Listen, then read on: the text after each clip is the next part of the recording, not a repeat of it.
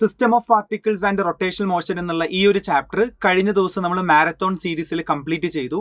ഇന്ന് നമ്മൾ ചെയ്യുന്നത് 15 മിനിറ്റ്സ് കൊണ്ട് ഈ ഒരു എൻറ്റയർ ചാപ്റ്റർ ഇതിൻ്റെ എല്ലാ ഇക്വേഷൻസും അതേപോലെ തന്നെ എക്സാമ്പിൾ ക്വസ്റ്റ്യൻസ് നമ്മൾ എന്ത് ചെയ്യാണ് വളരെ വേഗം റിവൈസ് ചെയ്യാണ്. അപ്പോൾ ഈ ലാസ്റ്റ് മൊമെന്റിൽ ഈ ഒരു ചാപ്റ്ററിന് ഒരു ക്വിക്ക് റിവിഷൻ വേണ്ട ആളുകൾക്കൊക്കെ എന്ത് ചെയ്യാം, കംപ്ലീറ്റ് ആയിട്ട് ഈ ഒരു വീഡിയോ കാണാം. നമ്മൾ ആദ്യം പോകുന്നത് സെന്റർ ഓഫ് മാസ് ആണ് അല്ലേ. ഒരു ബോഡിയുടെ മാസ് കോൺസെൻട്രേറ്റ് ചെയ്തു എന്ന് നമ്മൾ അസ്യൂം ചെയ്യുന്ന പോയിന്റുകളെയാണ് നമ്മൾ സെന്റർ ഓഫ് മാസ് എന്ന് പറയാറ്. സെന്റർ ഓഫ് മാസ് കണ്ടുപിടിക്കാൻ സ്ഥിരമായിട്ട് എക്സാമിന് ചോദ്യങ്ങൾ വരാറുണ്ട്. സെന്റർ ഓഫ് മാസിന്റെ പൊസിഷൻ വെക്ടർ നമ്മൾ എങ്ങനെ കാണാറ്? m1r1 + m2r2 divided by m1 + m2. ചില കേസിൽ നമുക്ക് സെന്റർ ഓഫ് മാസിന്റെ എക്സ് കോർഡിനേറ്റ് കണ്ടുപിടിക്കേണ്ടി വരും. അപ്പോൾ നമ്മൾ എങ്ങനെ കാണും? m1x1 + m2x2 by m1 + m2. Similarly centre of മാസിന്റെ y കോർഡിനേറ്റും കാണാം, അതേപോലെ തന്നെ z കോർഡിനേറ്റ് നമുക്ക് എന്ത് ചെയ്യാൻ പറ്റും, കണ്ടുപിടിക്കാൻ പറ്റും. അതിന്റെ ഒരു എക്സാമ്പിൾ ചോദ്യം നോക്ക്. ഇത് മുമ്പ് എക്സാമിന് ചോദിച്ചൊരു ചോദ്യമാണ്. മാസ് അവർ തന്നു, r1 തന്നു, അതേപോലെ m2ന്റെ വാല്യൂ തന്നു, r2 തന്നു. നമുക്ക് നേരെ ഇവിടെ സബ്സ്റ്റിറ്റ്യൂട്ട് ചെയ്ത് കഴിഞ്ഞാൽ കറക്റ്റ് ആയിട്ട് നമുക്ക് എന്ത് ചെയ്യാൻ പറ്റും, അതിന്റെ ആൻസർ കണ്ടുപിടിക്കാൻ പറ്റും. ഇനി രണ്ട് ഒബ്ജക്റ്റുകൾ മൂവ് ചെയ്യുകയാണെങ്കിൽ അതിന്റെ കൂടെ അവരുടെ സെന്റർ ഓഫ് മാസ് എന്തെയും മൂവ് ചെയ്യും അല്ലേ. ഈ ഒബ്ജക്റ്റിന്റെ മാസ് m1, അതിന്റെ velocity v1, mass m2, velocity v2 ആണെങ്കിൽ velocity of the centre of മാസിന്റെ ഫോർമുല എന്താണ്? m1v1 + m2v2 divided by m1 + m2. Similarly ചിലപ്പോൾ സെന്റർ ഓഫ് മാസിന്റെ ആക്സലറേഷൻ ആയിരിക്കും അവർ ചോദിക്കുന്നുണ്ടാവുക. അപ്പൊ നമ്മൾ എങ്ങനെ കാണുന്നുണ്ടാവുക? m1a1 + m2a2 divided by m1 + m2. വെലോസിറ്റിയും ആക്സലറേഷനും വെക്ടർ ആണ്. ഒരു ബോഡി ഓപ്പോസിറ്റ് ഡയറക്ഷനിലാണെന്ന് ക്വസ്റ്റ്യനിൽ പറയുകയാണെങ്കിൽ നിങ്ങൾ നിർബന്ധമായിട്ടും ഇവിടെ എന്ത് സബ്സ്റ്റിറ്റ്യൂട്ട് ചെയ്യണം? മൈനസ് എന്നുള്ള കാര്യം സബ്സ്റ്റിറ്റ്യൂട്ട് ചെയ്യണം. ഇനി ഏതെങ്കിലും ഒരു ചോദ്യത്തിൽ the object is moving due to mutual gravitational attraction എന്ന് പറയുകയാണെങ്കിൽ നിങ്ങൾ മനസ്സിലാക്കണം, ഗ്രാവിറ്റേഷണൽ അട്രാക്ഷൻ എന്നുള്ളത് ഒരു ഇന്റേണൽ ഫോഴ്സ് ആണ്. ഒരാളെ മൂവ് ചെയ്യിക്കണമെങ്കിൽ എന്ത് ഫോഴ്സ് വേണം? എക്സ്റ്റേണൽ ഫോഴ്സ് വേണം. അങ്ങനെയാണെങ്കിൽ ആ ചോദ്യം ചെയ്യേണ്ട പോലെ ആവശ്യമില്ല. Velocity of the centre of mass നിങ്ങൾക്ക് എന്ത് എഴുതാം? 0 എന്ന് എഴുതാം. ബിക്കോസ് റസ്റ്റിലുള്ള ബോഡിയെ മൂവ് ചെയ്യാൻ എക്സ്റ്റേണൽ ഫോഴ്സ് വേണം. ഗ്രാവിറ്റേഷണൽ ഫോഴ്സ് എന്നുള്ളതൊക്കെ ഒരു ഇന്റേണൽ ഫോഴ്സ് ആണ്. ആ ഒരു കാര്യം കൂടി നിങ്ങൾക്ക് എന്തുണ്ടായിരിക്കണം? ഓർമ്മയിൽ ഉണ്ടായിരിക്കണം. ഇനി നമ്മൾ അടുത്ത ഒരു കേസ് സ്ഥിരമായിട്ട് ചോദിക്കുന്ന വേറൊരു ചോദ്യമാണ് ക്യാവിറ്റി ഇൻ ആൻ ഒബ്ജക്റ്റ്. അപ്പോൾ ക്യാവിറ്റി ഇൻ ആൻ ഒബ്ജക്റ്റിന്റെ ചോദ്യം വരികയാണെങ്കിൽ നമ്മൾ യൂസ് ചെയ്യുന്ന ഫോർമുല എന്താണ്? a1x1 - a2x2 divided by a1 - a2. അപ്പോൾ ഇതെങ്ങനെ ഉപയോഗിക്കുക എന്നുള്ളത് ഡൗട്ട് ഉണ്ടെങ്കിൽ ഞാനൊരു എക്സാമ്പിൾ ചോദ്യം പറഞ്ഞു തരാം. അവർ എക്സാമിന് ഇങ്ങനെയായിരിക്കും ചോദിക്കുക. ഒരു ഡിസ്ക് ഉണ്ടായിരുന്നു ഇതേപോലെ. ആ ഡിസ്കിന്റെ ആദ്യം സെന്റർ ഓഫ് മാസ് ഇവിടെയാണ്, കാരണം കറക്റ്റ് സെൻട്രലല്ലേ അതിന്റെ സെന്റർ ഓഫ് മാസ് ഉണ്ടാവുക. ആ സമയത്ത് നമ്മൾ ഇത്രയും ഭാഗം ഇവിടുന്ന് കട്ട് ചെയ്ത് ഒഴിവാക്കി. അപ്പോൾ ഉറപ്പായിട്ടും അതിന്റെ സെന്റർ ഓഫ് മാസ് ഷിഫ്റ്റ് ചെയ്യും. കാരണം കട്ട് ചെയ്ത് നമ്മൾ ഒഴിവാക്കിയിട്ടുണ്ടെങ്കിൽ സെന്റർ ഓഫ് മാസ് എന്തായാലും ഷിഫ്റ്റ് ചെയ്യില്ലേ. ആ പുതിയ സെന്റർ ഓഫ് മാസ് എത്രത്തോളം ഷിഫ്റ്റ് ചെയ്തു എന്നായിരിക്കും അവർ ചോദിക്കുന്നുണ്ടാവുക. മാസ് കൂടിയ ഭാഗത്തേക്ക് സെന്റർ ഓഫ് മാസ് ഷിഫ്റ്റ് ചെയ്യും. ആ ഷിഫ്റ്റിംഗ് സെന്റർ ഓഫ് മാസ് കണ്ടുപിടിക്കാനുള്ള ഫോർമുലയാണ് a1x1 - a2x2 divided by a1 - a2. ഇനി നോക്ക്, അപ്പോൾ ഓരോ ടേം ഏതൊക്കെയെന്ന് ഞാൻ പറയാം. a1 എന്ന് പറയുകയാണെങ്കിൽ ആദ്യം ഉണ്ടായിരുന്ന ഏരിയ, x1 എന്ന് പറയുകയാണെങ്കിൽ ആദ്യം ഉണ്ടായിരുന്ന ബോഡിയുടെ സെന്റർ ഓഫ് മാസിന്റെ എക്സ് കോർഡിനേറ്റ്, a2 എന്ന് പറയുമ്പോൾ റിമൂവ്ഡ് പോർഷന്റെ ഏരിയ, x2 എന്ന് പറയുമ്പോൾ റിമൂവ്ഡ് പോർഷന്റെ സെന്റർ ഓഫ് മാസിന്റെ എക്സ് കോർഡിനേറ്റ്. ഒരു എക്സാമ്പിൾ നമുക്ക് നോക്കാം. ആദ്യം ഇതിങ്ങനെയല്ലായിരുന്നു ഉണ്ടായിരുന്നത്. അപ്പോൾ ഈ ഡിസ്കിന്റെ ഇത്രയും ഭാഗം നമ്മൾ കട്ട് ചെയ്തു. r/2 റേഡിയസ് ഉള്ള ആ ഡിസ്ക് ആണ് നമ്മൾ കട്ട് ചെയ്ത് ഒഴിവാക്കിയത്. അപ്പോൾ ഇത്രയും ഭാഗം കട്ട് ചെയ്ത് ഒഴിവാക്കിയാൽ എന്തായാലും സെന്റർ ഓഫ് മാസ് ഷിഫ്റ്റ് ചെയ്യും. ആ ഷിഫ്റ്റ് കണ്ടുപിടിക്കാൻ നമുക്ക് എന്ത് ചെയ്യാൻ പറ്റും? a1 എന്ന് പറയുമ്പോൾ ആദ്യം ഉണ്ടായിരുന്ന ഏരിയ, ഡിസ്കിന്റെ ഏരിയ πr² അല്ലേ. ഇതിന്റെ റേഡിയസ് r ആണ്, അപ്പോൾ πr². അതിൽ ആർക്കും ഡൗട്ട് ഇല്ല. a2 എന്ന് പറയുമ്പോൾ എന്താണെന്നറിയോ? റിമൂവ്ഡ് പോർഷന്റെ ഏരിയ. ഞാൻ r/2 റേഡിയസ് ഉള്ള ഭാഗമല്ലേ കട്ട് ചെയ്തത്, അപ്പോൾ അതിന്റെ ഏരിയ എന്ത് വരും? π ഇൻറ്റു അതിന്റെ റേഡിയസിന്റെ സ്ക്വയർ. x1 ആദ്യം ഉണ്ടായിരുന്ന ബോഡിയുടെ സെന്റർ ഓഫ് മാസിന്റെ എക്സ് കോർഡിനേറ്റ്. ആദ്യമുള്ള ബോഡിയുടെ സെന്റർ ഓഫ് മാസ് 0 0 എന്ന് ക്വസ്റ്റ്യനിൽ പറഞ്ഞു. അപ്പോൾ അതിന്റെ എക്സ് കോർഡിനേറ്റ് 0. x2 എന്ന് പറയുമ്പോൾ റിമൂവ്ഡ് പോർഷന്റെ സെന്റർ ഓഫ് മാസിന്റെ എക്സ് കോർഡിനേറ്റ്. റിമൂവ്ഡ് പോർഷന്റെ സെന്റർ ഓഫ് മാസിന്റെ എക്സ് കോർഡിനേറ്റ് ആരാണ്? r/2 ആണ്. അത് നേരെ നിങ്ങൾ വാല്യൂ സബ്സ്റ്റിറ്റ്യൂട്ട് ചെയ്ത് കഴിഞ്ഞാൽ കൃത്യമായിട്ട് നിങ്ങൾക്ക് അതിന്റെ ആൻസർ കണ്ടുപിടിക്കാൻ പറ്റും. അപ്പോൾ ക്യാവിറ്റി ഇൻ ആൻ ഒബ്ജക്റ്റും വളരെ ഇമ്പോർട്ടന്റ് ആയിട്ടുള്ള ഒരു റിലേഷൻ ആണ്. ഇനി സ്ഥിരമായിട്ട് ചോദിക്കുന്ന വേറൊരു ഭാഗമാണ് നമ്മുടെ കൈനമാറ്റിക്സ് റൊട്ടേഷണൽ മോഷനുമായിട്ട് കണക്ട് ചെയ്ത കാര്യം. നമ്മൾ പറയാറുണ്ട് ഡിസ്പ്ലേസ്മെന്റിന് പകരം നമ്മൾ റൊട്ടേഷണൽ മോഷനിൽ യൂസ് ചെയ്യുന്ന ടേം ഏതാണ്? Angular displacement. വെലോസിറ്റിക്ക് പകരം നമുക്ക് ആംഗുലാർ വെലോസിറ്റി എന്ന് പറയാം. ആക്സലറേഷന് പകരം റൊട്ടേഷണൽ മോഷനിൽ ആംഗുലാർ ആക്സലറേഷൻ. അപ്പോൾ v = u + at റൊട്ടേഷനിലേക്ക് കൺവേർട്ട് ചെയ്ത് കഴിഞ്ഞാൽ വെലോസിറ്റിക്ക് പകരം ഒമേഗ, ഇനീഷ്യൽ സ്പീഡിന് പകരം ω0, ആക്സലറേഷന് പകരം ആൽഫ. അതേപോലെ രണ്ടാമത്തെ കൈനമാറ്റിക്സിന്റെ ഇക്വേഷൻ കൺവേർട്ട് ചെയ്ത് കഴിഞ്ഞാൽ θ = ω0t + ½ α t². മൂന്നാമത്തെ ഇക്വേഷൻ ഇതേപോലെ കൺവേർട്ട് ചെയ്യാം. പല രീതിയിൽ ഈ ചോദ്യങ്ങൾ നമ്മൾ എപ്പോഴും എക്സാമിന് കാണാറുണ്ട്. അപ്പോൾ ഇതിൻ്റെയും ക്വസ്റ്റ്യൻസ് ചെയ്ത് നിങ്ങൾ എന്ത് ചെയ്യണം, ഒന്ന് പ്രാക്ടീസ് ചെയ്യുന്നത് വളരെ നല്ലതായിരിക്കും. ഇനി നമ്മൾ മൊമെന്റ് ഓഫ് ഇനർഷ്യയാണ് അല്ലേ. ഏതൊരു വസ്തുവും കറങ്ങുന്നുണ്ടെങ്കിൽ ആ കറങ്ങാൻ ഒരു ബുദ്ധിമുട്ടുണ്ടാകും. അതിനെയാണ് നമ്മൾ മൊമെന്റ് ഓഫ് ഇനർഷ്യ എന്ന് പറയാറ്. മാസിന് പകരം റൊട്ടേഷണൽ മോഷനിൽ വരുന്ന ടേമിനെയാണ് നമ്മൾ എന്തെന്ന് വിളിക്കാറ്, മൊമെന്റ് ഓഫ് ഇനർഷ്യ. ഒരു സിംഗിൾ പാർട്ടിക്കിൾ എന്ത് ചെയ്യുന്നുണ്ട്, റൊട്ടേറ്റ് ചെയ്യുന്നുണ്ട്. ഒരു സിംഗിൾ പാർട്ടിക്കിൾ റൊട്ടേറ്റ് ചെയ്യുന്നുണ്ട്, അതിന്റെ മാസ് എം ആണ്, അതിന്റെ ഡിസ്റ്റൻസ് ആർ ആണെങ്കിൽ മൊമെന്റ് ഓഫ് ഇനർഷ്യയുടെ ഫോർമുല I=mr².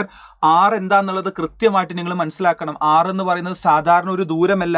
ഇപ്പോൾ നോക്ക്, ഇത് ഡിസ്റ്റൻസ് ആണ്, ഇത് ഡിസ്റ്റൻസ് ആണ്, ഇതെല്ലാം ഡിസ്റ്റൻസ് ആണ്. ആർ എന്ന് പറയുന്നത് ആ പാർട്ടിക്കിളിൽ നിന്ന് ആക്സിസിലേക്കുള്ള പെർപെൻഡിക്കുലർ ദൂരമാണ്. ഈ പാർട്ടിക്കിൾ ഞാൻ ഇങ്ങോട്ട് എടുക്കും തോറും അതിന്റെ ഡിസ്റ്റൻസ് കുറഞ്ഞു വന്ന് ഇവിടെ ആയിരുന്നെങ്കിലോ പാർട്ടിക്കിളെങ്കിലോ അപ്പോൾ ആർ 0 വരും. അപ്പോൾ അതിന്റെ മൊമെന്റ് ഓഫ് ഇനർഷ്യം എന്ത് വരും, 0 വരും. പിന്നെ മൊമെന്റ് ഓഫ് ഇനർഷ്യയുടെ പ്രധാനപ്പെട്ട കാര്യം അത് സ്കേലാർ ആണ്. അതുകൊണ്ട് ഒന്നിലധികം മാസ് തന്നിട്ട് ടോട്ടൽ മൊമെന്റ് ഓഫ് ഇനർഷ്യ ചോദിക്കുകയാണെങ്കിൽ നിങ്ങൾ ഒരിക്കലും അതിന്റെ ഡയറക്ഷൻ പോലും കാൽക്കുലേറ്റ് ചെയ്യേണ്ട. കാരണം സ്കേലാർ ആയതുകൊണ്ട് എല്ലാവരുടെയും മാഗ്നിറ്റ്യൂഡുകൾ എന്ത് ചെയ്താൽ മതി, ആഡ് ചെയ്താൽ മതി. പിന്നീട് അവർ തിയറി ചോദ്യങ്ങൾ ചോദിക്കാൻ സാധ്യതയുണ്ട്. മൊമെന്റ് ഓഫ് ഇനർഷ്യ ആരൊക്കെ ഡിപ്പെൻഡ് ചെയ്യുമെന്നുള്ളത്. Moment of inertia depends on mass. ഉറപ്പായിട്ടും മാസിനെ ഡിപ്പെൻഡ് ചെയ്യില്ല. മാസ് കൂടുമ്പോൾ കറങ്ങാനുള്ള ബുദ്ധിമുട്ട് മാറുന്നില്ലേ. ആൻഡ് മാസ് ഡിസ്ട്രിബ്യൂഷൻ, മാസിന്റെ ഡിസ്ട്രിബ്യൂഷനെ ഡിപ്പെൻഡ് ചെയ്യും. ഇങ്ങനെ കറങ്ങുന്ന ഒരു കുട്ടി ഇങ്ങനെ കറങ്ങുമ്പോൾ കറങ്ങാനുള്ള ബുദ്ധിമുട്ട് മാറുന്നുണ്ട്, കാരണം മാസിന്റെ ഡിസ്ട്രിബ്യൂഷൻ മാറുന്നുണ്ട്. ആൻഡ് ആക്സിസ് ഓഫ് റൊട്ടേഷൻ ആണ്. എൻ്റെ കയ്യിൽ ഈ ഒരു ടാബ് ഞാൻ ഇങ്ങനെ കറക്കുന്നുണ്ട്, ഈ ടാബ് ഞാൻ ഈ ആക്സിസിന് ചുറ്റും കറക്കി. ഇങ്ങനെ കറക്കാനുള്ള എളുപ്പമല്ലല്ലോ ഇങ്ങനെ കറക്കുമ്പോൾ. ഈ ടാബ് ഇങ്ങനെ കറക്കുമ്പോൾ കറങ്ങാനുള്ള ഡിഫിക്കൽട്ടി മാറിക്കൊണ്ടേയിരിക്കുന്നില്ലേ. അപ്പൊ അതിന്റെ ആക്സിസ് ഓഫ് റൊട്ടേഷനും എന്ത് ചെയ്യുന്നുണ്ട്, അത് ഡിപ്പെൻഡ് ചെയ്യുന്നുണ്ട്. ഒരു എക്സാമ്പിൾ ക്വസ്റ്റ്യൻ നോക്കാം. ഇതിന്റെ പല രീതിയിൽ എക്സാമിന് ചോദ്യങ്ങൾ വരാറുണ്ട്. ചിലപ്പോൾ അവർ ആക്സിസ് ഇതായിരിക്കും ചോദിക്കുക. ഞാനൊരു സാമ്പിൾ ക്വസ്റ്റ്യൻ എടുത്തിട്ടുണ്ട്. What is the total moment of inertia ആണ് ചോദിച്ചത്. അപ്പൊ നിങ്ങൾക്കറിയാം, ടോട്ടൽ മൊമെന്റ് ഓഫ് ഇനർഷ്യ കിട്ടാൻ ഓരോരുത്തരുടെയും individual moment of inertia add ചെയ്താൽ പോരെ. അപ്പൊ I1 + I2 + I3 ഇതിന്റെ മൊമെന്റ് ഓഫ് ഇനർഷ്യ 0 വരും, കാരണം അത് ആക്സിസിലാണ് വെച്ചിട്ടുള്ളത്. അതുകൊണ്ട് I1ന്റെ വാല്യൂ 0. ഇതിന്റെ മൊമെന്റ് ഓഫ് ഇനർഷ്യ എന്താണ്, I=mr². നിങ്ങൾ ഫിഗർ കറക്റ്റ് അനലൈസ് ചെയ്ത് കഴിഞ്ഞാൽ മനസ്സിലാകും. ആക്സിസിലേക്കുള്ള പെർപെൻഡിക്കുലർ ഡിസ്റ്റൻസ് അതിൻ്റെത് L ആണ്. അപ്പൊ ml². ഇനി ഇതിൻ്റെത് ഡിസ്റ്റൻസ് എടുക്കുമ്പോൾ ഒരിക്കലും L എന്ന് പറയരുത്, കാരണം നമുക്കറിയാം ഡിസ്റ്റൻസ് എന്ന് പറയുകയാണെങ്കിൽ പാർട്ടിക്കിളിൽ നിന്ന് ആക്സിസിലേക്കുള്ള പെർപെൻഡിക്കുലർ ദൂരമാണ്. അപ്പൊ ഈ ഫിഗർ നോക്കിയാൽ നിങ്ങൾക്ക് മനസ്സിലാകും ആ ദൂരം എന്ന് പറയുന്നത് യഥാർത്ഥത്തിൽ L/2 ആണ്. ആ വാല്യൂ ആണ് ഇവിടെ സബ്സ്റ്റിറ്റ്യൂട്ട് ചെയ്യുക. ബാക്കി സബ്സ്റ്റിറ്റ്യൂട്ട് ചെയ്ത് കഴിഞ്ഞാൽ നിങ്ങൾക്ക് 5/4 ml². അപ്പൊ ഇതൊക്കെ എപ്പോഴും വരുന്ന ചോദ്യമാണ്. R എന്നുള്ളത് കൃത്യമായിട്ട് മനസ്സിലാക്കണം, അത് പാർട്ടിക്കിളിൽ നിന്ന് ആക്സിസിലേക്കുള്ള പെർപെൻഡിക്കുലർ ദൂരമാണ്. ഇത് സ്കേലാർ ആയതുകൊണ്ട് നമുക്ക് ചോദ്യം ചെയ്യാൻ ഭയങ്കര എളുപ്പമാണ്. എല്ലാവരുടെയും മാഗ്നിറ്റ്യൂഡുകൾ എന്ത് ചെയ്താൽ മതി, ആഡ് ചെയ്താൽ മതി. ഇനി ചോദിക്കുന്ന മറ്റൊരു ടൈപ്പ് ഓഫ് ക്വസ്റ്റ്യൻ ആണ് 2 പോയിന്റ് അല്ലെങ്കിൽ 2 പോയിന്റ് സിസ്റ്റം. 2 മാസ് ഉണ്ടാകും. അപ്പോൾ ഇത് ഒന്നാമത്തെ മാസ് M1, രണ്ടാമത്തെ മാസ് M2. ഇതാണ് അതിന്റെ സെന്റർ ഓഫ് മാസ്. ഒന്നാമത്തെ മാസിൽ നിന്ന് സെന്റർ ഓഫ് മാസിലേക്കുള്ള ദൂരം R1, രണ്ടാമത്തെ മാസിൽ നിന്ന് സെന്റർ ഓഫ് മാസിലേക്കുള്ള ദൂരം R2. ഈ രണ്ട് പാർട്ടിക്കിൾ തമ്മിലുള്ള ദൂരം R ആണെങ്കിൽ ഇത് അതിന്റെ സെന്റർ ഓഫ് മാസിന് ചുറ്റുമാണ് റൊട്ടേറ്റ് ചെയ്യുന്നത്. അങ്ങനത്തെ ചോദ്യത്തിൽ മാത്രമേ ഈ ഷോർട്ട് കട്ട് ഇക്വേഷൻ യൂസ് ചെയ്യാൻ പറ്റുള്ളൂ. എന്നിട്ട് എന്താ എക്സാമിന് ചോദിക്കാന്നറിയോ, സെന്റർ ഓഫ് മാസിന് ചുറ്റും ഇവർ റൊട്ടേറ്റ് ചെയ്യുന്ന സമയത്തുള്ള അതിന്റെ മൊമെന്റ് ഓഫ് ഇനർഷ്യ. നമ്മൾ റീസെന്റ് ഇയർ നോക്കുമ്പോൾ ഒരുപാട് തവണ ഈ ഇക്വേഷൻ ഡയറക്ട്ലി ചോദിച്ചിട്ടുണ്ട്. അപ്പൊ എന്താണ്, M1 M2 / M1 + M2 × R². ഇത് എപ്പോൾ മാത്രമേ യൂസ് ചെയ്യാൻ പറ്റുള്ളൂ, രണ്ട് പാർട്ടികൾ കറങ്ങുന്നുണ്ട്, അവരവരുടെ സെന്റർ ഓഫ് മാസിന് ചുറ്റും റൊട്ടേറ്റ് ചെയ്യണം. ആ സമയത്തുള്ള മൊമെന്റ് ഓഫ് ഇനർഷ്യയാണ്. ഓക്കെ, അപ്പോൾ ആ ഒരു ഷോർട്ട് കട്ട് ഇക്വേഷൻ നമ്മൾ പറഞ്ഞു. വേണമെങ്കിൽ ഈ മാസിനെ നമുക്ക് റെഡ്യൂസ്ഡ് മാസ് എന്നൊക്കെ വേണമെങ്കിൽ പറയാം. M1 M2 / M1 + M2 ആണ് അല്ലേ, ഇൻറ്റു ആരാണ് R². അപ്പോൾ 2 പോയിന്റ് സിസ്റ്റവും നമ്മൾ എന്ത് ചെയ്തു, മനസ്സിലാക്കി. ഇനി NCERT-യിലുള്ള നിർബന്ധമായിട്ടും ഇത്രയും പേരുടെ മൊമെന്റ് ഓഫ് ഇനർഷ്യ നമ്മൾ ബൈഹാർട്ട് ചെയ്യണം. സ്റ്റാൻഡേർഡ് ആയിട്ട് ഇത്രയും ആളുകളുണ്ട്. ഇതെല്ലാം എങ്ങനെ റൊട്ടേറ്റ് ചെയ്യുന്നത്, passing through the centre of mass and perpendicular to the plane. റിങ്ങിന്റെയും ഹോളോ സിലിണ്ടറിന്റെയും മൊമെന്റ് ഓഫ് ഇനർഷ്യ സെയിം. അപ്പോൾ ഒറ്റ സ്ട്രെച്ചിൽ പഠിച്ചാൽ മതി. എന്താണ്, mr². ഡിസ്ക് അതിന്റെ പകുതി വരും, mr²/2. Hollow sphere 2/3 mr². Solid sphere 2/5 mr². Thin road എന്താണ്, ml²/12. ഇതാണ് NCERT-യിലുള്ളത്. അഡീഷണലി വേണമെങ്കിൽ നിങ്ങൾക്ക് ഇതും കൂടി ഓർത്തു വെക്കാം. ഒരു സിലിണ്ടർ ഇങ്ങനെ കിടത്തി വെച്ച് റൊട്ടേറ്റ് ചെയ്യുകയാണെങ്കിൽ എന്ത് വരും, m × L²/12 + R²/4. സ്ക്വയർ പ്ലേറ്റും NCERT-യിലില്ല, വേണമെങ്കിൽ ഓർത്തു വെക്കാം ml²/6 ആണ്. ഇനി ചിലപ്പോൾ അവർ പറയാണ് ഒരാൾ ഇങ്ങനെ റൊട്ടേറ്റ് ചെയ്യുന്നുണ്ട്, അത് നമുക്കറിയാം. പക്ഷേ ഈ പാരലായിട്ട് റൊട്ടേറ്റ് ചെയ്യുമ്പോൾ മൊമെന്റ് ഓഫ് ഇനേർഷ്യ നമുക്ക് അറിയില്ല. നമ്മൾ സ്റ്റാൻഡേർഡ് ആയിട്ടുള്ളത് മാത്രമല്ലേ പഠിച്ചിട്ടുള്ളൂ. അപ്പോൾ നിങ്ങൾക്ക് എന്ത് ഇക്വേഷൻ യൂസ് ചെയ്യാം? നമ്മുടെ പാരലൽ ആക്സിസ് തിയറം യൂസ് ചെയ്യാം. പാരലൽ ആക്സിസ് തിയറത്തിന്റെ ഫോർമുല കാണാതെ പഠിക്കണം. ICM + MA² ആണ്. എ എന്ന് പറയുമ്പോൾ 2 ആക്സിസും തമ്മിലുള്ള ദൂരം. അപ്പോൾ ഒരു ആക്സിസ് എനിക്കറിയാം, അതിന് പാരലൽ ആയിട്ടുള്ള ആക്സിസ് എനിക്ക് കണ്ടുപിടിക്കണം. അപ്പോൾ പാരലൽ ആക്സിസ് തിയറം യൂസ് ചെയ്യാം. ഒരുപാട് എക്സാമ്പിൾ ഞാൻ കാണിച്ചു തരാം. ഒരു എക്സാമ്പിൾ ആരാണ്? റിംഗ് ആണ്. റിംഗിന്റെ മൊമെന്റ് ഓഫ് ഇനേർഷ്യ നമുക്ക് അറിയാലോ, mr². എനിക്ക് വേണ്ടത് ഇങ്ങനെ കറങ്ങുമ്പോഴതാ. അതെങ്ങനെ അവർ വേർഡ്സിൽ പറയാന്നറിയോ? It is a tangent and perpendicular to the plane. Tangent ആണ്, പ്ലെയിനിന് പെർപെൻഡിക്കുലർ ആണ്. അപ്പൊ പാരലൽ ആക്സിസ് തിയറം യൂസ് ചെയ്യാം. എന്താ? ICM + MA². റിംഗിന്റെ ICM mr² ആണ്. m × a ഇവർ തമ്മിലുള്ള ദൂരം r ആണ്. അപ്പൊ നമ്മൾ ചെയ്തു കഴിഞ്ഞാൽ 2mr² എന്ന് കിട്ടും. വേറൊരു എക്സാമ്പിൾ ആരാണ്? ഡിസ്ക് ആണ്. ഡിസ്കിന്റെ ICM നമുക്കറിയാം mr²/2. എനിക്കിങ്ങനെ ടാൻജന്റ് ആയിട്ട് റൊട്ടേറ്റ് ചെയ്യുമ്പോൾ ഇതിന്റെ മൊമെന്റ് ഓഫ് ഇനേർഷ്യ ആണ് വേണ്ടത്. രണ്ടും പാരലൽ ആയതുകൊണ്ട് പാരലൽ ആക്സിസ് തിയറം യൂസ് ചെയ്യാം. ഡിസ്കിന്റെ ICM ആരാണ്? mr²/2 പ്ലസ് m × ഇവർ തമ്മിലുള്ള ദൂരം ആരാണ്? r ആണ്. അപ്പൊ സബ്സ്റ്റിറ്റ്യൂട്ട് ചെയ്ത് കഴിഞ്ഞാൽ 3/2mr². സിമിലർലി നമുക്ക് ഇതേപോലെ തന്നെ സോളിഡ് സ്ഫിയറും ചെയ്യാം. നിങ്ങളൊന്ന് കാൽക്കുലേറ്റ് ചെയ്ത് നോക്കൂ. ഇതേപോലെ സോളിഡ് സ്ഫിയറും കാൽക്കുലേറ്റ് ചെയ്യാം, തിൻ റോഡും കാൽക്കുലേറ്റ് ചെയ്യാം. തിൻ റോഡ് നിങ്ങളൊന്ന് ബൈഹാർട്ട് ചെയ്തോളൂ. സ്ഥിരമായിട്ട് നമ്മൾ തിൻ റോഡിന്റെ ഇക്വേഷൻസും കാണാറുണ്ട്. ഇനി നമുക്ക് വേണ്ടത് പെർപെൻഡിക്കുലർ ആക്സിസ് തിയറം. ഇങ്ങനെ കറങ്ങുമ്പോഴത് എനിക്കറിയാം, എനിക്ക് പെർപെൻഡിക്കുലർ ആയിട്ട് റൊട്ടേറ്റ് ചെയ്യുമ്പോഴതാണ് വേണ്ടത്. ശരിക്കും ഫോർമുല IZ = IX + IY ആണ്. പക്ഷേ സിമ്മട്രി മാത്രമേ നമുക്ക് വരാറുള്ളൂ. അതുകൊണ്ട് ഇത് പഠിച്ചു വെച്ചാൽ മതി. നേരെ പകുതി എടുത്താൽ മതി, ICM/2. ഒരു എക്സാമ്പിൾ പറയട്ടെ. റിങ് ഇങ്ങനെ കറങ്ങുമ്പോഴുള്ള മൊമെന്റ് ഓഫ് ഇനേർഷ്യ mr². എനിക്ക് വേണ്ടത് ഇങ്ങനെ ഡയാമീറ്ററും ചുറ്റും റൊട്ടേറ്റ് ചെയ്യുമ്പോഴതാ. അപ്പൊ പെർപെൻഡിക്കുലർ ആയതുകൊണ്ട് പെർപെൻഡിക്കുലർ ആക്സിസ് തിയറം യൂസ് ചെയ്യാം. പെർപെൻഡിക്കുലർ ആക്സിസ് തിയറം എന്താ പറയുന്നത്? നേരെ പകുതി എടുത്താൽ മതി. ഭയങ്കര എളുപ്പമാണ്. പാരലൽ ആക്സിസ് തിയറത്തിനേക്കാൾ എളുപ്പമാണ്. അപ്പൊ mr²/2ന്റെ പകുതി ആരാ? mr²ന്റെ പകുതി ആരാ? mr²/2.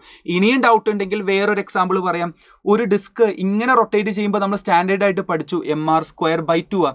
എനിക്കതിന്റെ ഡയാമീറ്ററും ചുറ്റും റൊട്ടേറ്റ് ചെയ്യുമ്പോഴതാണ് വേണ്ടത്. രണ്ടും പെർപെൻഡിക്കുലർ ആയതുകൊണ്ട് പെർപെൻഡിക്കുലർ ആക്സിസ് തിയറം യൂസ് ചെയ്യാം. എന്താണ്? mr²/4. നേരെ പകുതി എടുത്താൽ മതി. mr²/2ന്റെ ഹാഫ് ആരാണ്? mr²/4. ഇനി നമ്മൾ മനസ്സിലാക്കേണ്ടത് റേഡിയസ് ഓഫ് ഗൈറേഷൻ ആണ്. ശരിക്കും മൊമെന്റ് ഓഫ് ഇനേർഷ്യയുടെ ജനറൽ ഇക്വേഷൻ ആരാന്നറിയോ? mk² ആണ്. ആ കേനെ വിളിക്കുന്ന പേരാണ് റേഡിയസ് ഓഫ് ഗൈറേഷൻ. നിങ്ങൾക്ക് ഏതൊരു കേസിലും റേഡിയസ് ഓഫ് ഗൈറേഷൻ വേണമെന്നുണ്ടെങ്കിൽ moment of inertia mk² equate ചെയ്താൽ മതി. ഇപ്പൊ റിംഗിന്റെ റേഡിയസ് ഓഫ് ഗൈറേഷൻ ചോദിക്കുകയാണെങ്കിൽ മൊമെന്റ് ഓഫ് ഇനേർഷ്യ നമുക്കറിയാലോ, അത് mk² ഇക്വേറ്റ് ചെയ്യുക. m കട്ട് ചെയ്ത് കഴിഞ്ഞാൽ കെയുടെ വാല്യൂ 6. നിങ്ങളോട് ഹോളോസ്ഫിയറിന്റെ റേഡിയസ് ഓഫ് ഗൈറേഷൻ ചോദിക്കുകയാണെങ്കിൽ അതിനെ mk² ഇക്വേറ്റ് ചെയ്യുക. m കട്ട് ചെയ്ത് കഴിഞ്ഞാൽ നിങ്ങൾക്ക് റേഡിയസ് ഓഫ് ഗൈറേഷന്റെ വാല്യൂ കണ്ടുപിടിക്കാൻ പറ്റും. ഇനി നമ്മൾ പഠിക്കേണ്ട കാര്യം എന്താണ്? ടോർക്ക് ആണ് അല്ലെ. അതായത് റൊട്ടേറ്റ് ചെയ്യാനുള്ള ടെൻഡൻസിയാണ് നമ്മൾ ടോർക്ക് എന്ന് പറയാറ്. ഫോഴ്സിന് പകരം റൊട്ടേഷണൽ മോഷനിൽ വരുന്ന ടേം ആണ് ടോർക്ക്. ടോർക്കിന്റെ ഫോർമുല എന്താണ്? r×f ആണ്, അല്ലെങ്കിൽ RF sin θ. നമ്മൾ F = ma എന്നല്ലേ, അത് റൊട്ടേഷനിലേക്ക് കൺവേർട്ട് ചെയ്യുമ്പോൾ ഫോഴ്സിന് പകരം ടോർക്ക്, മാസിന് പകരം മൊമെന്റ് ഓഫ് ഇനേർഷ്യ, ആക്സിലറേഷന് പകരം ആൽഫ. അപ്പൊ ടോ = Iα എന്ന് വേണമെങ്കിലും നമുക്ക് യൂസ് ചെയ്യാം. ഇനി എപ്പോഴും ചോദിക്കുന്ന വേറൊരു കാര്യമാണ് പ്രിൻസിപ്പിൾ ഓഫ് മൊമെന്റ്. അപ്പോൾ ഇവർ ക്വസ്റ്റ്യനിൽ പറയും ഈ സിസ്റ്റം റൊട്ടേറ്റ് ചെയ്യുന്നില്ല, അങ്ങനെയാണെങ്കിൽ ഈ മാസ് അല്ലെങ്കിൽ ഈ മാസിന്റെ വാല്യൂ അല്ലെങ്കിൽ ഈ ഡിസ്റ്റൻസ് ഒക്കെ ചോദിക്കും. അപ്പോൾ ഒരു കുട്ടി മനസ്സിലാക്കണം, ഇയാൾ കറങ്ങാതിരിക്കാൻ കാരണം ഇവിടുത്തെ ടോർക്കും ഈക്വൽ ആയതുകൊണ്ടല്ലേ ഇവർ കറങ്ങാതിരിക്കുന്നത്, അല്ലെങ്കിൽ ഇയാൾ കറങ്ങുമായിരുന്നല്ലോ. അപ്പൊ കറങ്ങുന്നില്ലെങ്കിൽ അതിന്റെ മാസ് ഒക്കെ ചോദിക്കുകയാണെങ്കിൽ ആ 2 ടോർക്കും ഇക്വേറ്റ് ചെയ്താൽ മതി. ടോർക്ക് എന്ന് പറയുമ്പോൾ എന്താ? Force into perpendicular distance. ഇവിടുത്തെ force m1g, perpendicular distance d1. ഇവിടുത്തെ ഫോഴ്സ് m2g, പെർപെൻഡിക്കുലർ ഡിസ്റ്റൻസ് ആരാണ്? d2 ആണ്. നേരെ ഇക്വേറ്റ് ചെയ്താൽ മതി. അതും എപ്പോഴും നമ്മൾ കാണുന്ന ഒരു ടൈപ്പ് ഓഫ് ക്വസ്റ്റ്യൻ ആണ്. ഇനി ആംഗുലാർ മൊമെന്റം. മൊമെന്റത്തിന് പകരം റൊട്ടേഷണൽ മോഷനിൽ വരുന്ന ഒരു ടേം ആണ് ആംഗുലാർ മൊമെന്റം. ഫോർമുല r×p ആണ്, അല്ലെങ്കിൽ RP sin θ, അല്ലെങ്കിൽ എന്തെഴുതാം? MVR sin θ. മൊമെന്റം എന്നുള്ളത് മാസ് ഇൻറ്റു വെലോസിറ്റി അല്ലേ, അത് റൊട്ടേഷനിലേക്ക് കൺവേർട്ട് ചെയ്യുമ്പോൾ മൊമെന്റത്തിന് പകരം ആംഗുലാർ മൊമെന്റം, മാസിന് പകരം മൊമെന്റ് ഓഫ് ഇനേർഷ്യ. അങ്ങനെയും നമുക്ക് വേണമെങ്കിൽ എന്ത് ചെയ്യാം? യൂസ് ചെയ്യാം. ഇനി ഇതിലെ പ്രധാനപ്പെട്ട മറ്റൊരു കാര്യം, law of conservation of angular momentum. Externally torque act ചെയ്തിട്ടില്ലെങ്കിൽ എപ്പോഴും ആംഗുലാർ മൊമെന്റം എന്താണ്? കോൺസ്റ്റന്റ് ആണ്. അപ്പോൾ അത് സ്റ്റേറ്റ്മെന്റ് ഒക്കെ ആയിട്ട് ചോദിക്കാറുണ്ട്. അപ്പോൾ ഇതിന് ഏറ്റവും നല്ലൊരു എക്സാമ്പിൾ ആരാന്നറിയോ? പ്ലാനറ്റുകൾ. ഒരു പ്ലാനറ്റും കറങ്ങുമ്പോൾ ആരും എക്സ്റ്റേണലി ടോർക്ക് കൊടുക്കാറില്ലല്ലോ. പ്ലാനറ്റ് കറങ്ങുമ്പോൾ ആരും കൈകൊണ്ട് തട്ടി കൊടുക്കാറില്ലല്ലോ. അപ്പോൾ എക്സ്റ്റേണലി ടോർക്ക് ഇല്ലാത്തത് കൊണ്ട് എല്ലാ പ്ലാനറ്റുകളുടെയും ആംഗുലാർ മൊമെന്റം സെയിമാ. ചിലപ്പോൾ അവരുടെ മൊമെന്റ് ഓഫ് ഇനേർഷ്യ മാറുന്നുണ്ടാവാം, അവരുടെ സ്പീഡ് മാറുന്നുണ്ടാവാം, പക്ഷേ എല്ലാ പ്ലാനറ്റുകളുടെയും ആംഗുലാർ മൊമെന്റം കോൺസ്റ്റന്റ്. വേറൊരു എക്സാമ്പിൾ ആണ്, ഒരു കറങ്ങുന്ന ഒരു പ്ലാറ്റ്ഫോമിൽ കറങ്ങുന്ന ഒരു കുട്ടി, ഇങ്ങനെ കറങ്ങുന്ന കുട്ടി കൈ നിവർത്തിയാൽ മൊമെന്റ് ഓഫ് ഇനർഷ്യ കൂടി, കാരണം ഡിസ്റ്റൻസ് കൂടിയില്ലേ, അതിന്റെ സ്പീഡ് കുറയും. പക്ഷെ എക്സ്റ്റേണലി ടോർക്ക് ഇല്ലാത്തത് കൊണ്ട് ആംഗുലാർ മൊമെന്റം കോൺസ്റ്റന്റ്. ഒരുപാട് ന്യൂമറിക്കലി ഈ ഒരു ഐഡിയ വെച്ച് വരാറുണ്ട്. ഒരു എക്സാമ്പിൾ നോക്ക്, ഒരു ക്വസ്റ്റ്യനിൽ പറയാണ് ഒരു കുട്ടി കൈ ഇങ്ങനെ വെച്ച് കറങ്ങുമ്പോൾ അതിന്റെ സ്പീഡ് 20, ആ സമയത്ത് ആ കുട്ടിയുടെ മൊമെന്റ് ഓഫ് ഇനർഷ്യ 4. പെട്ടെന്ന് കുട്ടി കൈ നിവർത്തി ഇതേപോലെ, അപ്പോൾ മൊമെന്റ് ഓഫ് ഇനർഷ്യ 8 മാറി. കുട്ടിയുടെ പുതിയ ആംഗുലാർ വെലോസിറ്റി എന്താണ്? 2 ആംഗുലാർ മൊമെന്റ് ഇക്വേറ്റ് ചെയ്താൽ മതി, കാരണം എക്സ്റ്റേണലി ടോർക്ക് ഇല്ലാത്തത് കൊണ്ട് ഉറപ്പായിട്ടും ആംഗുലാർ മൊമെന്റം സെയിം. അപ്പോൾ ആദ്യത്തെയും രണ്ടാമത്തെയും ആംഗുലാർ മൊമെന്റം ഇക്വേറ്റ് ചെയ്യുക. അപ്പോൾ ഇവിടുത്തെ എന്താണ് moment of inertia 4, angular momentum എന്ന് പറയുമ്പോൾ ഐഒമേഗ എന്നല്ലേ. അപ്പോൾ 2 ഭാഗത്തെ ഐഒമേഗ നമ്മൾ ഇക്വേറ്റ് ചെയ്തപ്പോൾ നമുക്ക് കറക്റ്റ് ആയിട്ട് ആൻസർ എത്ര വന്നിട്ടുണ്ട്? 10 എന്നുള്ളത് നമുക്ക് കൃത്യമായിട്ട് കിട്ടിയിട്ടുണ്ട് അല്ലേ. ഇനി നമുക്ക് പഠിക്കാനുള്ള കാര്യം, ഇതേപോലെ നമ്മൾ കൈനമാറ്റിക്സിലും വർക്ക് എനർജിയിലും ലോസ് ഓഫ് മോഷനിലും പഠിച്ച കുറേ ഇക്വേഷൻസ് നമുക്ക് ഇതേപോലെ കൺവേർട്ട് ചെയ്യാൻ പറ്റും. കൈനറ്റിക് എനർജിയുടെ ഫോർമുല ½mv², റൊട്ടേഷനിലേക്ക് കൺവേർട്ട് ചെയ്യുമ്പോൾ അതെന്ത് എഴുതാം? ½i⍵². വർക്ക് F.S അല്ലേ. അപ്പോൾ ഒരാൾ കറങ്ങുന്ന വസ്തുവിന്റെ വർക്ക് ചോദിക്കാറുണ്ട്, ഡയറക്റ്റ് ചോദ്യങ്ങൾ വരാറുണ്ട്. അപ്പോൾ നിങ്ങൾ ഫോഴ്സിന് പകരം ടോർക്ക്, ഡിസ്പ്ലേസ്മെന്റിന് പകരം തീറ്റ എന്ന് എഴുതാം. ഇനി നിങ്ങൾ ക്ലാസ്സിൽ പഠിച്ചിട്ടുണ്ടാകും, വേരിയബിൾ ഫോഴ്സ് ആണെങ്കിൽ വർക്ക് കാണാൻ ഇന്റഗ്രേറ്റ് ചെയ്താൽ പോരെ.